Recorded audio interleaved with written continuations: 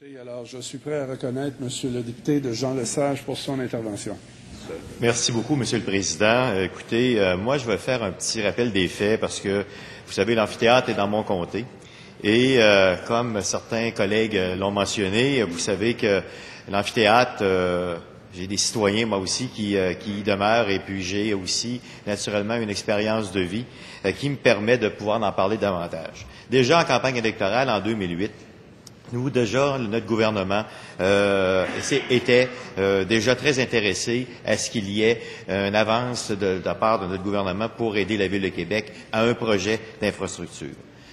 En février dernier, on a d'ailleurs annoncé cette contribution-là, de l'ordre de 200 millions de dollars que notre gouvernement a donné, en fait, en garantie à la Ville de Québec pour aller de l'avant, pour se donner une infrastructure de qualité qui date de plus de 60 ans.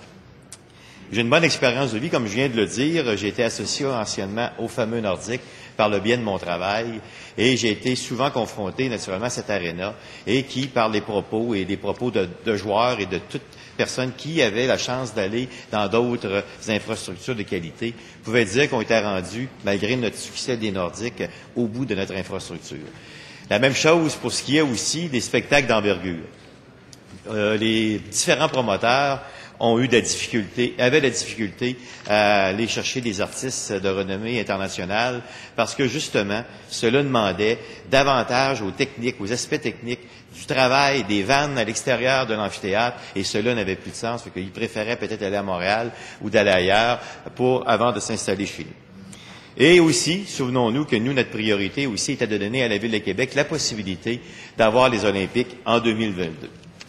Voilà les faits qui ont eu, Monsieur le Président, avant de parler du projet de loi 204, c'était des faits très connus. Et moi, je suis très fier que notre gouvernement ait pris le temps de penser à ces moments-là pour donner à la Ville et à notre région un amphithéâtre. C'est ce qui a permis, d'ailleurs, d'en arriver à une possibilité d'avoir une équipe de hockey et le fameux projet de loi 204 qui, par rapport au contrat de gestion.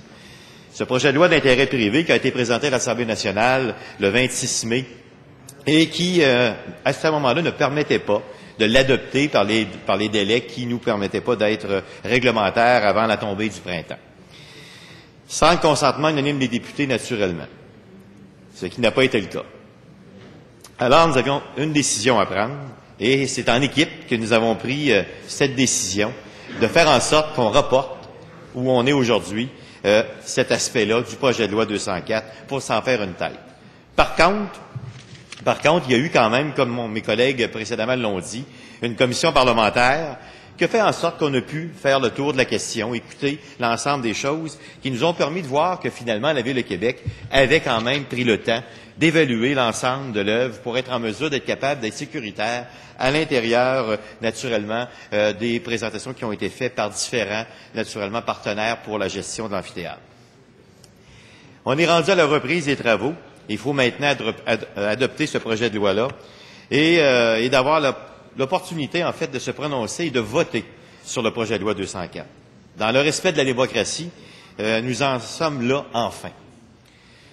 Par ailleurs, en juin, notre gouvernement a entrepris des travaux pour donner aux municipalités aussi des moyens, en collaboration avec les partenaires du milieu, de l'écoute pour faire en sorte des ajustements à donner à notre ministre pour améliorer les lois qui sont en fait très discutées dans le temps qui court. Ces travaux permettront de définir aussi une approche de mise en concurrence adaptée aux nouvelles réalités des contextes de loi, tel qu'a été dit d'ailleurs en commission parlementaire par plusieurs intervenants. On était peut-être rendu là. Sans sacrifier les règles de rigueur, d'équité et de transparence que notre gouvernement a mis en place, encore une fois, pour les sujets de l'heure. La bonne nouvelle, tous les partenaires du milieu municipal sont avec nous dans cette démarche. Et voilà, nous en y sommes maintenant pour adopter ce projet de loi qui va permettre à la Ville de Québec de continuer son excellent travail et de donner à notre région, à nos citoyens, ceux que j'ai entendus de Québec et même ceux de l'extérieur, une infrastructure de qualité et la possibilité de revoir une équipe de hockey dans la grande région Québec. Que moi, j'invite mes collègues à voter pour le projet de loi. Merci à vous, Monsieur le député de Jean Lesage.